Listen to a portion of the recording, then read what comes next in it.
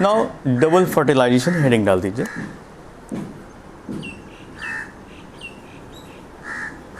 Double fertilization. Double fertilization is also a characteristic feature of angiospermic plant, क्योंकि ये process सिर्फ यहीं पाई जाती है और किसी फाइलम में नहीं पाई जाती। डबल फर्टिलाइजेशन को हम सिनगैमी या फिर ट्रिपल फ्यूजन भी कहते हैं। एंड लिख लीजिए syngamy and triple fusion. Triple fusion, ये दो प्रोसेस को कंबाइनली हम कहते हैं double fertilization, right. It is the characteristic feature of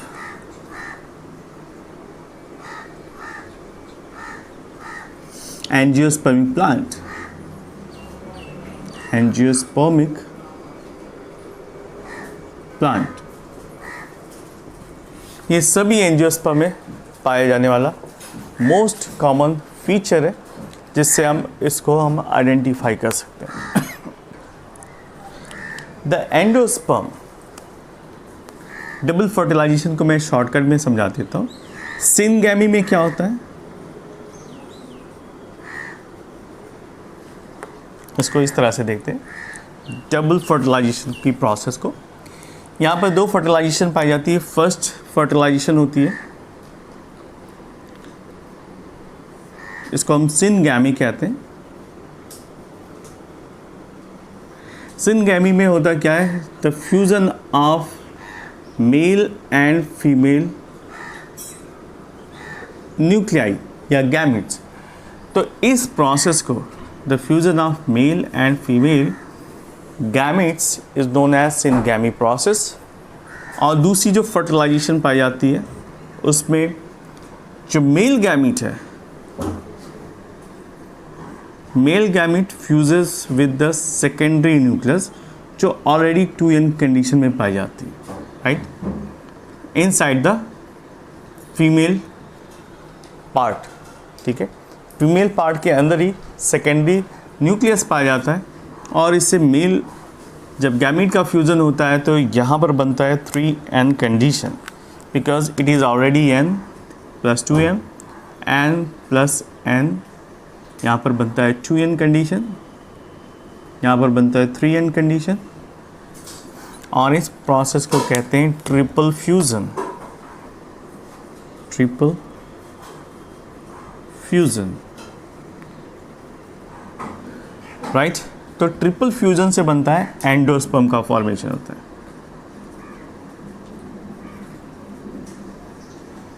right, और डबल फ्यूजन यानी n+n male and female gamete का जो फ्यूजन है वो तो नेचुरल प्रोसेस है, इसी को हम फर्टिलाइजेशन कहते हैं। और इस फर्टिलाइजेशन के बाद ओवरी मैच्योर होकर फ्रूट का डेवलपमेंट करती है। क्लियर। तो endosperm is found because of triple fusion which is another characteristic feature of angiospermic plant। और सबसे अच्छा एग्जाम्पल है coconut. Coconut water is nothing but a product of triple fusion जिसको हम एंडोस्पर्म कहते हैं, गुड क्वांटिटी में पाए जाते हैं, right. Now look at the ovules and ovary. Ovules and ovary का फ्यूचर क्या होता है? After the fertilization, ovules converted into the seed and ovary converted into the fruit, right? After the fertilization, the ovules converted into the seed and the ovary change are converted into the fruit respectively after the fertilization process. ठीक है। Next point, the seeds have 2 generation.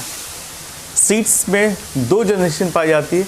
एक parent sporophytes और दूसरा future sporophyte. But gametophyte generation is absent in seeds. Seeds में gametophyte generation नहीं पाई जाती, ठीक है। इसमें दो जनरेशन पाई जाती है, उसमें एक होता है पेरेंट स्पोरोफाइट और दूसरा होता है फ्यूचर स्पोरोफाइट, यानी दोनों ही केस में स्पोरोफाइटिक कंडीशन पाई जाती है, गैमेटोफाइटिक कंडीशन एब्सेंट होती है। तो लिख लीजिए next point.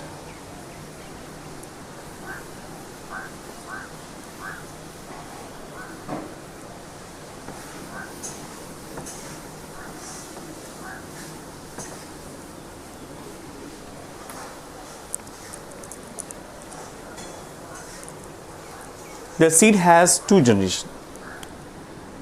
First is known as parent sporophyte,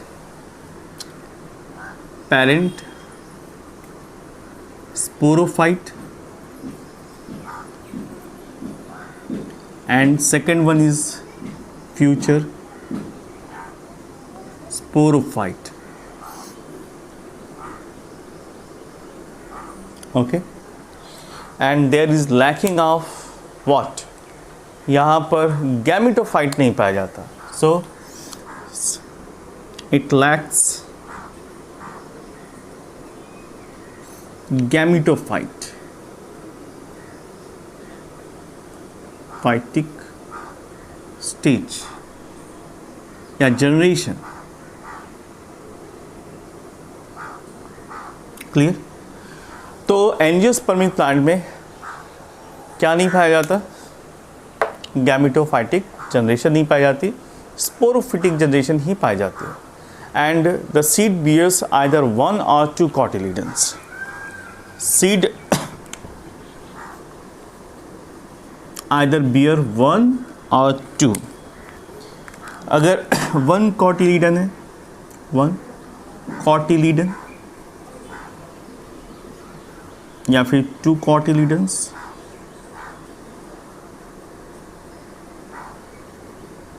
one cotyledon है जिसे हम मोनो कॉटिलीडन्स कहते हैं।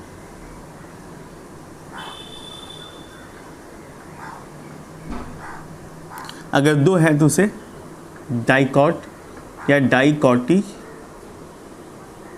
लीडन्स कहते हैं। और that is how the whole angiospermic plant can be divided. जैसा कि मैंने स्टार्टिंग में बताया था इंट्रोडक्शन में, मोनोकॉटिलीडनस और डाइकॉटिलीडनस वैरायटीज पाए जाते हैं। This is all about the characteristic features of angiospermic plant. Now we are going to draw a diagram for the generation. ये किस तरह से सीड का फॉर्मेशन, किस तरह से गैमेटोफाइटिक स्टेज आती है। अब इस पूरे लाइफ हिस्ट्री को हम यहाँ पर डायग्राम के थ्रू रिप्रेजेंट करने जा रहे हैं। तो हेडिंग डाल दीजिए, life cycle of angiospermic plant.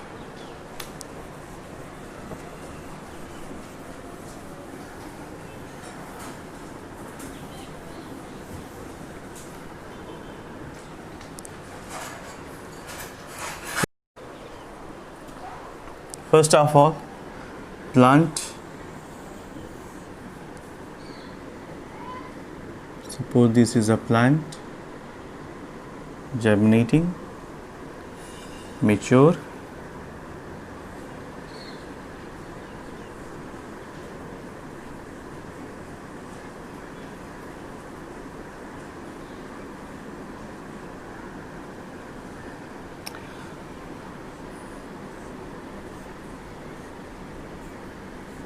this is a plant,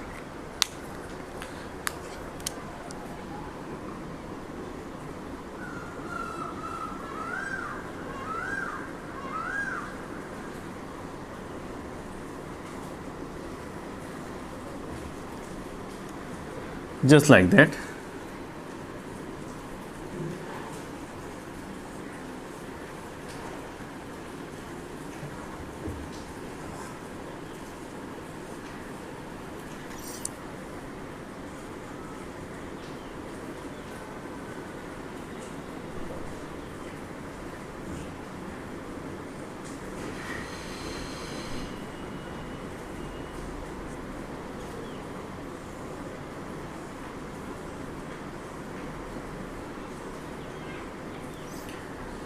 This is the arrangement of leaf.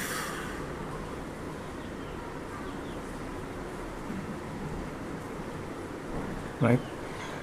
Flowering part भी इसी में ही ग्रो करेंगे because it comes under the aerial part.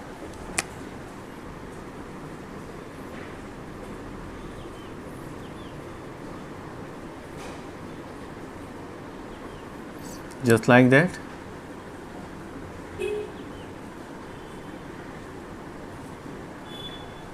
Okay.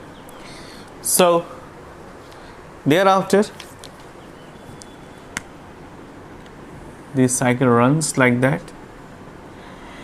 यहाँ पर अगर हम ड्रॉ करते हैं तो मेल और female reproductive organ just like that.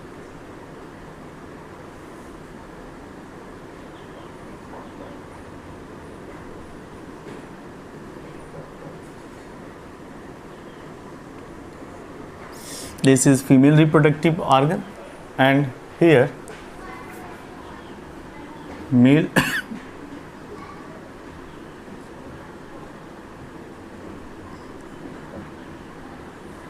anther or pistil. तो इसको हम 3 हिस्सों में डिवाइड कर सकते हैं एज यू नो ऑलरेडी. इसको हम क्या कहेंगे? Stigma, style and ovary. Stigma, style and ovary. ये एंथर कहलाता है ऊपर का हिस्सा. बीच में इसको लिख लेते हैं एंथर. ये बाइलोब्ड होता है, इसको हम फिलामेंट कहते हैं. और इस हिस्से को हम कनेक्टिव कहते हैं. Connective, right. नाउ यहाँ से क्या होगा? ओवरी डेवलप होकर आगे मेगास्पोर सेल बनाएगी और यहाँ से माइक्रोस्पोरोफिल का जनरेशन होगा. तो ये माइक्रोस्पोरेंजियम से microspore. This is a microspore.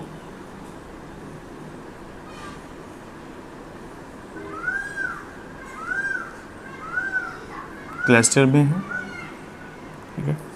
और यहाँ से ओवरी फर्दर डेवलप हो जाती है फीमेल गैमेटोफाइट बनाने के लिए.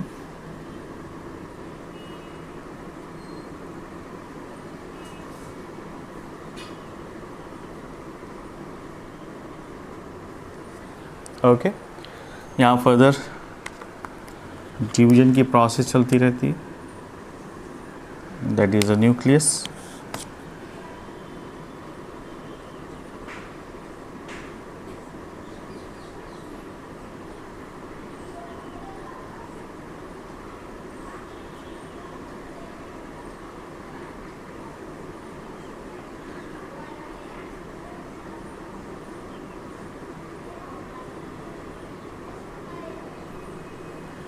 Okay.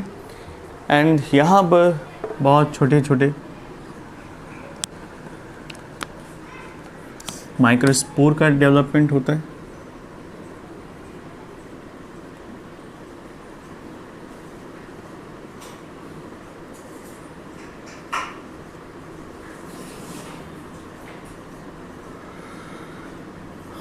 During the meiosis process, क्योंकि यहाँ पर रिडक्शन डिवीज़न होगा और इसीलिए जो क्रोमोसोम नंबर होंगे वो रिड्यूस हो जाएंगे,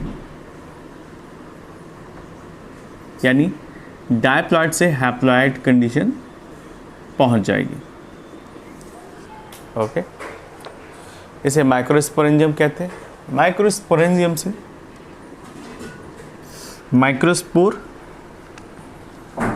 जो कि हैप्लॉइड होते हैं वो डेवलप होते हैं.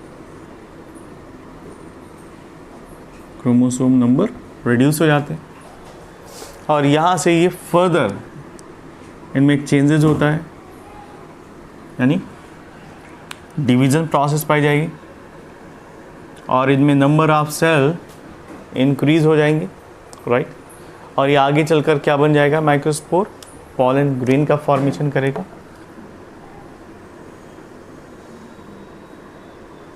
ऊपर की लेयर रफ पाई जाती है पॉलन ग्रेन की, जिसको हम एक्साइन कहते हैं। इनर लेयर को इंटाइन कहते हैं। ओके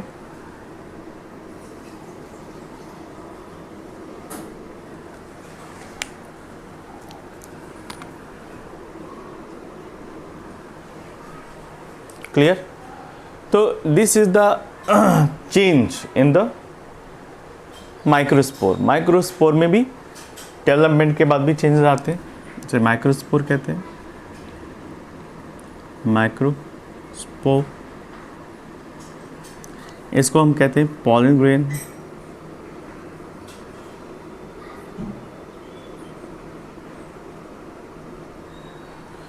पॉलन ग्रेन या माइक्रोस्पोर भी कहते हैं, लेकिन माइक्रोस्पोर जब ये डेवलप हो जाता है तो इसको नॉर्मली एंजियोस्पर्मिक प्लांट में पॉलन ग्रेन कहते हैं। ठीक है। नाउ पॉलन ग्रेन, अब इसमें फर्दर डेवलपमेंट की प्रोसेस पाई जाएगी और पॉलन ट्यूब का फॉर्मेशन होगा, राइट।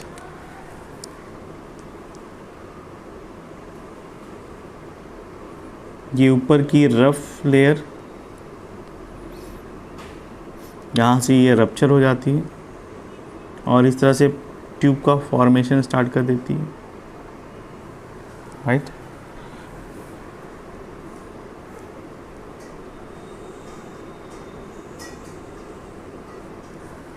ओके तो इसी को हम मेल गैमेटोफाइट कहते हैं। This is a male gametophyte.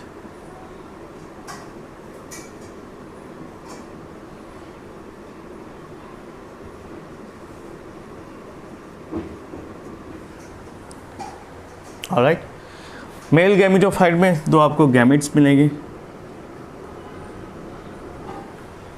जिसको हम मेल गैमेट के नाम से ही जानते हैं। और यहाँ से एग सेल का डेवलपमेंट होगा, जस्ट लाइक दैट।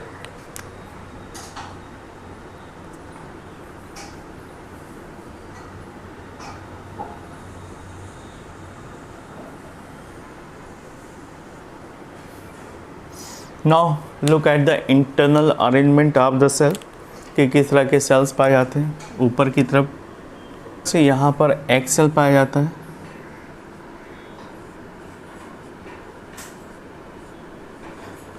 इसको सेकेंडरी न्यूक्लियस कहते हैं।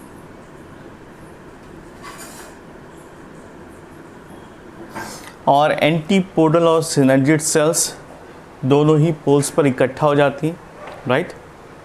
तो this is the development process, जिसको हम कहते हैं क्या, गैमेटोफाइट। तो यहाँ पर गैमेटोफाइट जनरेशन आपको दिखाई जा रही है, gametophyte.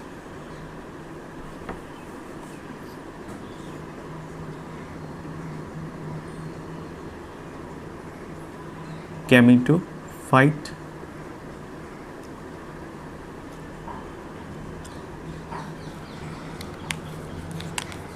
Okay. Gametophyte means gamete का फॉर्मेशन या डेवलपमेंट। और यहाँ पर आफ्टर द फर्टिलाइजेशन, ठीक है, फर्टिलाइजेशन के प्रोसेस के बाद फर्दर क्या बन जाता है, जाइगोट।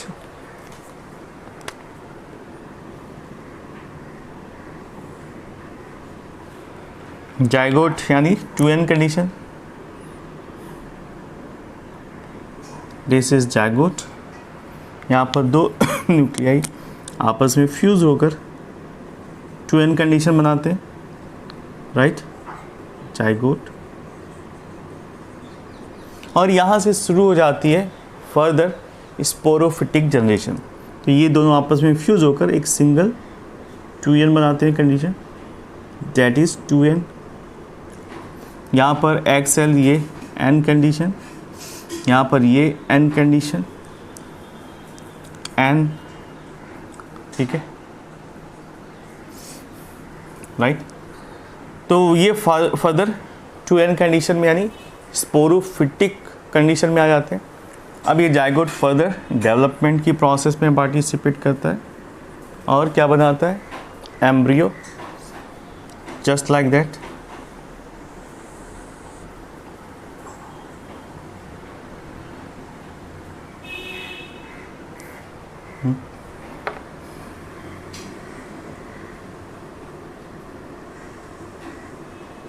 इस तरह से अनडिफरेंशिएटेड पहले सेल का फॉर्मेशन होगा और ये आगे चलकर क्या करेंगे, अपने आप को डी डिफरेंशिएट करके रूट, शूट और लीफ का।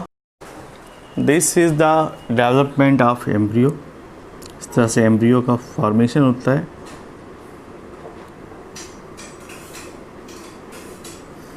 And this stage comes under the sporophytic generation, और इसको हम स्पोरोफिटिक जनरेशन में कंसीडर करते हैं।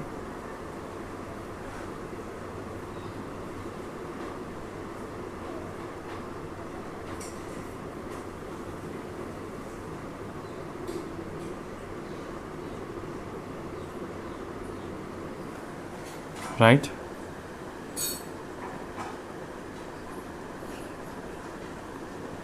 म्यूचुअल सेल डिवीजन की प्रोसेस चलती रहती है और ये बन जाता है embryo. Embryo now converted into the plant. तो this is all about the life cycle of an angiospermic plant.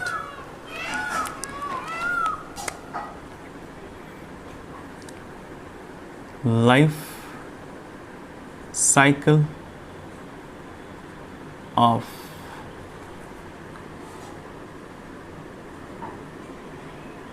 angiospermic plant।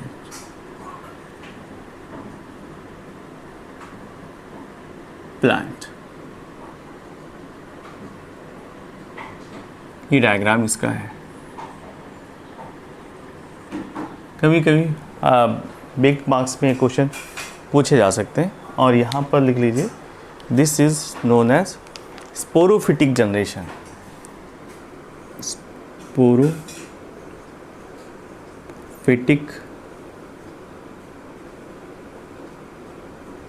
Phase या generation.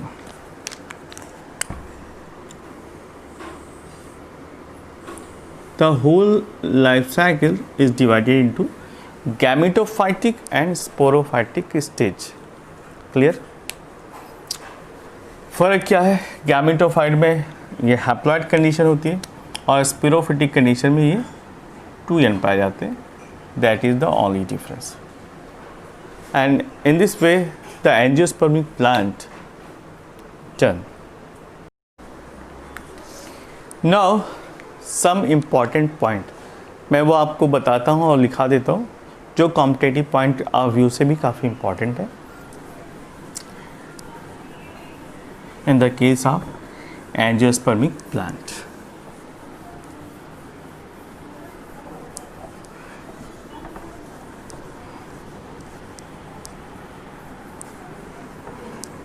first point,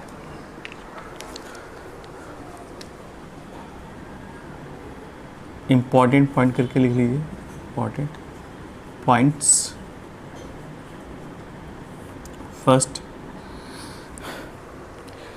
the angiospermic plants are found everywhere। ये तो आप जानते ही हैं, लेकिन आपको क्या पता है कि स्मॉलेस्ट एंजियोस्पर्मिक प्लांट कौन सा है? The Wolffia microscopica is the smallest angiospermic plant, और जो करीब करीब 1 mm साइज का पाया जाता है। तो लिख लीजिए, smallest angiospermic plant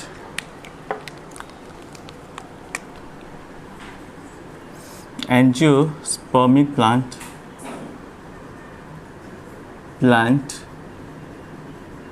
is known as Wolffia microscopia, WOLFFIA, Wolffia microscopia। और इनकी साइज होती है अप्रॉक्सीमेटली 1 मिलीमीटर, राइट। ये इंपॉर्टेंट पॉइंट। दूसरा है, अगर आपसे पूछा जाए कि which one is the tallest angiospermic plant, तो टॉलेस्ट एंजियोस्पर्मिक प्लांट में नाम आता है यूकेलिप्टस, और यूकेलिप्टस की साइज करीब करीब 375 जितनी हो सकती है, राइट। तो टॉलेस्ट एंजियोस्पर्मिक प्लांट में आते हैं यूकेलिप्टस। यूकेलिप्टस प्लांट की साइज वरी करती है 114 मीटर, 114 मीटर, अप्रॉक्सीमेटली 375 फीट जितनी, ठीक है। तो इसमें जो प्लांट्स आते हैं यूकेलिप्टस फैमिली से जो बिलोंग करते हैं, ये सबसे टॉलेस्ट एंजियोस्पर्मिक प्लांट कहलाते हैं, राइट। नेक्स्ट आता है ज़ोस्टेरा अर्निया। ये थैलेसिया या मेराइन एंजियोस्पर्मिक प्लांट है। तो यहाँ पर लिख सकते हैं थर्ड पॉइंट, मेराइन एंजियोस्पर्म, उसका नाम है ज़ोस्टेरा।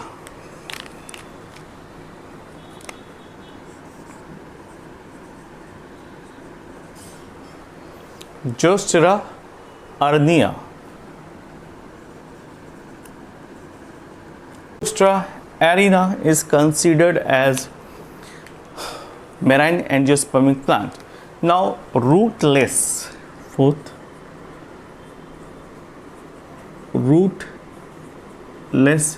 angiospermic plant के एग्जाम्पल जिनमें रूट नहीं पाई जाती उनमें पाया जाता है यूट्रिकुलेरिया,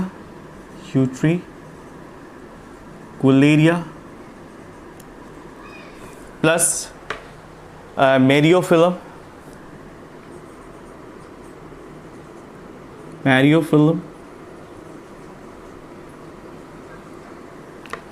प्लस कीरेटोफिलम। ये 3 ऐसी स्पीसीज है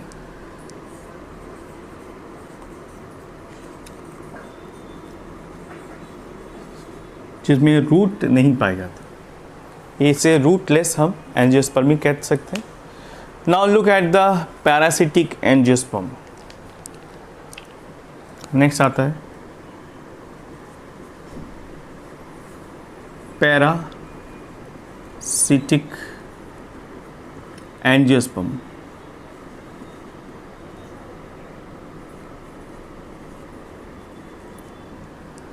वो कौन सी वैरायटीज़ हैं जो पैरासिटिक कंडीशन में सर्वाइव करती हैं? तो इसमें अलग अलग 4 कैटेगरीज हैं, जिसमें टोटल रूट पैरासाइट मिलेगा आपको, टोटल स्टेम, पार्शियल रूट और पार्शियल स्टेम पैरासाइट।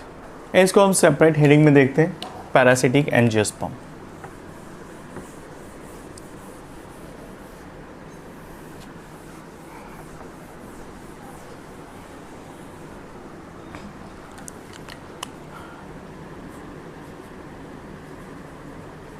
पैरासिटिक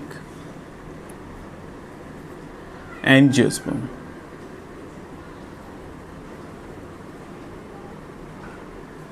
इनको 4 हिस्से में डिवाइड किया जा सकता है।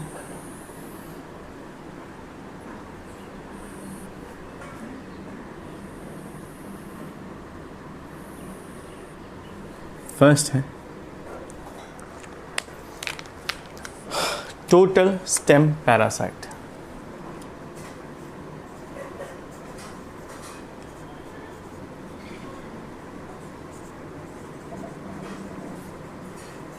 नेक्स्ट है, दूसरा है total root parasite.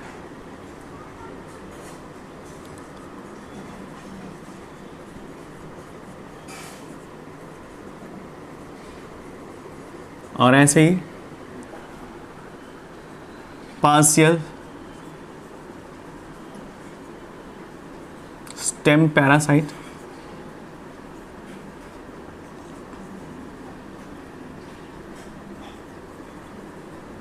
and partial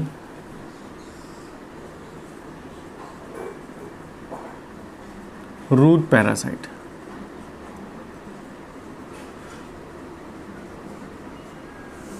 ठीक है, तो टोटल स्टेम पैरासाइट्स यानी जो प्लांट्स पूरी तरह से रूट पर डिपेंडेंट होते हैं और अपना न्यूट्रिशन लेते हैं, उसका सबसे अच्छा एग्जाम्पल है रेफ्लेसिया अर्नोल्डी, जिसको हम लार्जेस्ट फ्लावर कहते हैं या क्वीन ऑफ पैरासाइट भी कहते हैं। और दूसरा एग्जाम्पल है वेलेनोफोरा, ये भी फॉरेस्ट में जो ट्रीज़ पाए जाते हैं उनके रूट पर डिपेंडेंट होता है। तो सबसे अच्छा एग्जाम्पल है, बहुत पूछा जाता है। टोटल रूट पैरासाइट का पहले लिख लेते हैं, फिर स्टेम का। इसका एग्जाम्पल है रेफ्लेसिया। रेफ्लेसिया अर्नोल्डी पूरा नाम है।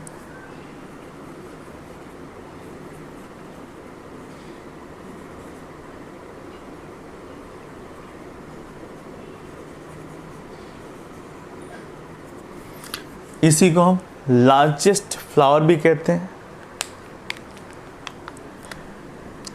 Largest flower. इसी को हम क्वीन ऑफ पैरासाइट भी कहते हैं, क्वीन ऑफ पैरासाइट।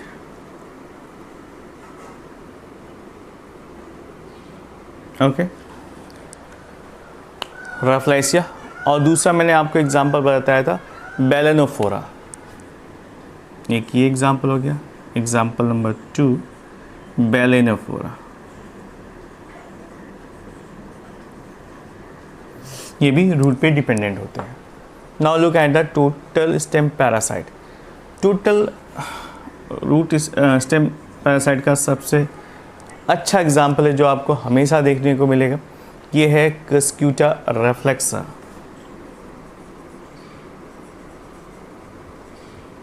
रेफ्लेक्सा,